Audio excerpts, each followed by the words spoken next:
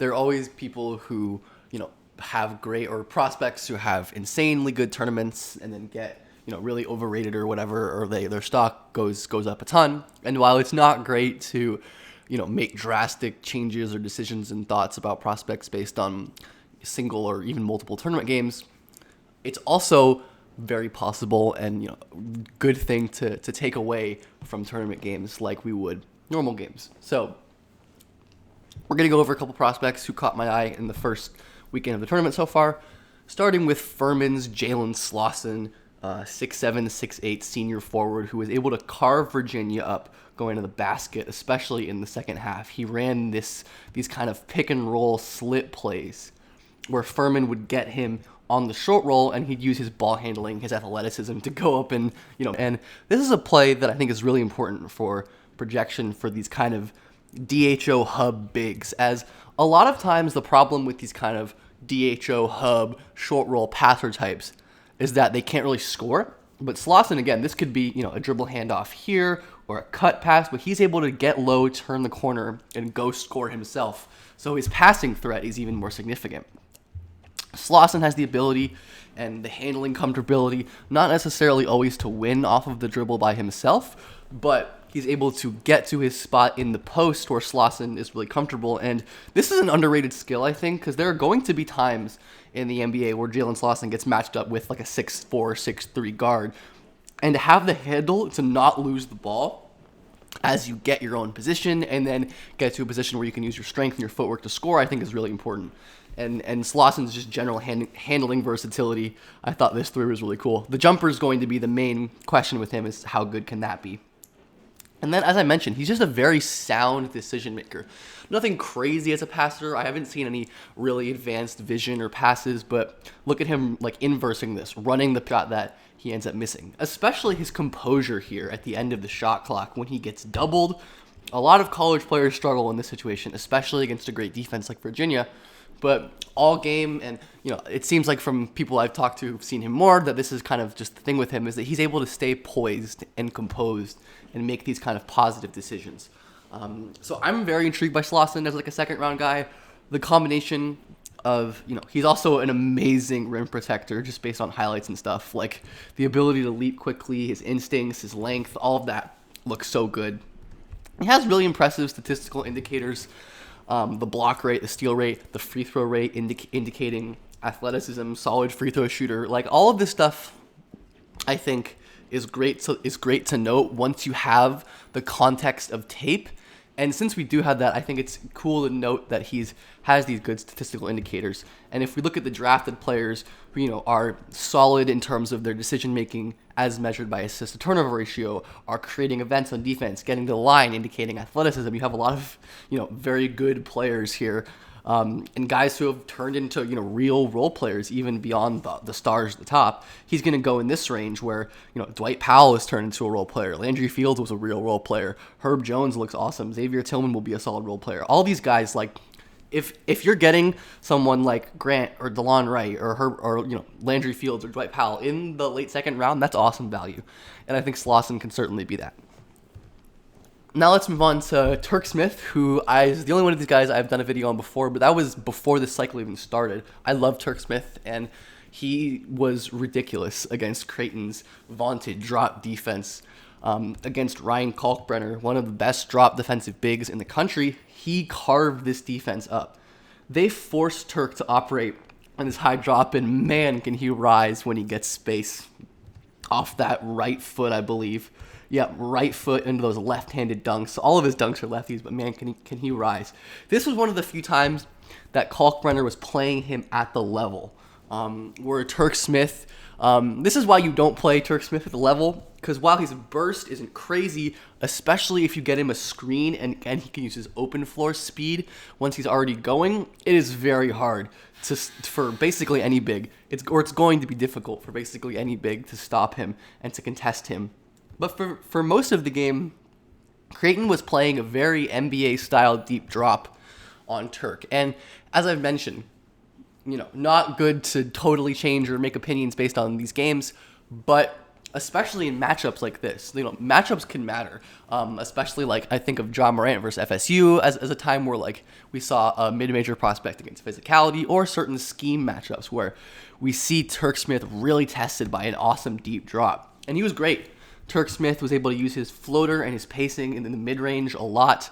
Turk's finishing is a big issue, but he had no trouble attacking Kalkbrenner, being physical, drawing contact, and finishing. Just being so skinny and lacking a great tight quarters vertical is going to hurt, but Turk has great touch, and he's able to, be physical, be willing to take and absorb contact, go through and make tough finishes. And again, especially when you have this really deep drop, that has to be an important counter.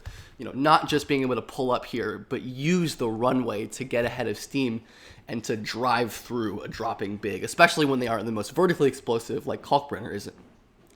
He was able to use a snake into a long pull-up mid-range, just showing off his shooting touch once again. I love this little kind of sidestep dribble here. I'm not really sure what to call it. Maybe like a fake snake almost, where again, Turk moves the ball from his left hand to his right hand here, almost as if he's going to snake middle, but he plants hard with his left foot and explodes back to the right before hanging and finishing through contact once again. He's very right hand reliant, but the touch is so incredible that I feel like the finishing is going to be better than it is in college, especially because he's the primary initiator for this NC State team, where Turk is able to show off his finishing. And of course, Turk being a monster off-ball shooter and a monster volume, deep NBA range shooter is the main attraction for his game, just being that special potential shooter. But combining this with the ability to attack off-ball, to really work in this mid-range, he showed a lot of NBA-style pace in the way he was attacking and scoring against pretty NBA pro-style pick-and-roll defense. This is the kind of stuff that I can look at and say, hey, this is a kind of matchup that he is going to face in the NBA if Turk Smith ends up working out.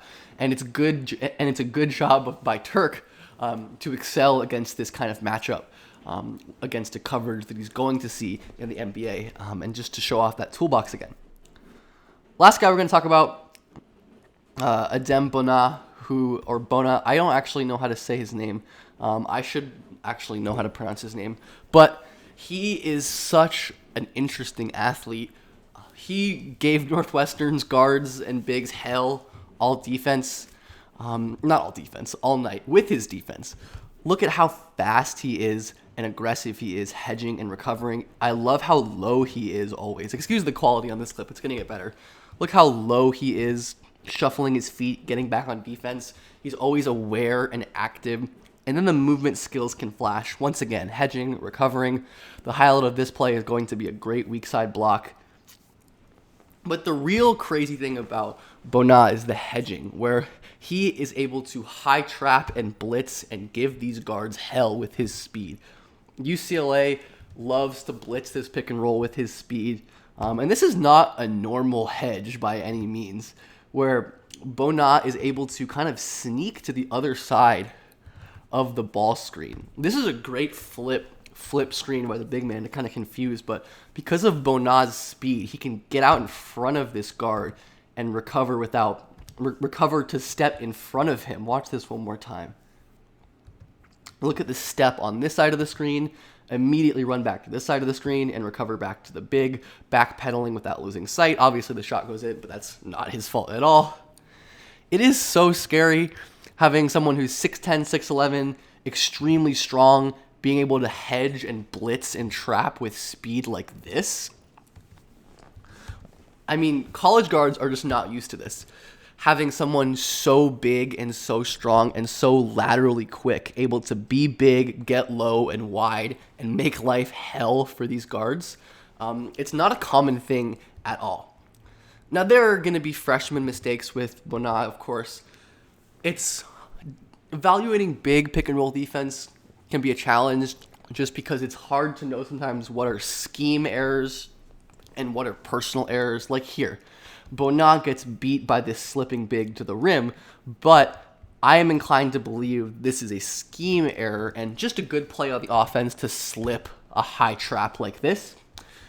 rather than Bona being unaware or unable to kind of communicate and move back. And there are freshman mistakes even on good plays, where watch Bona throughout this possession. First, traps this pick and roll, blitzes, and recovers. The speed moving forwards and backwards once again totally blows up this pick and roll action. There is no chance this ball handler can recover.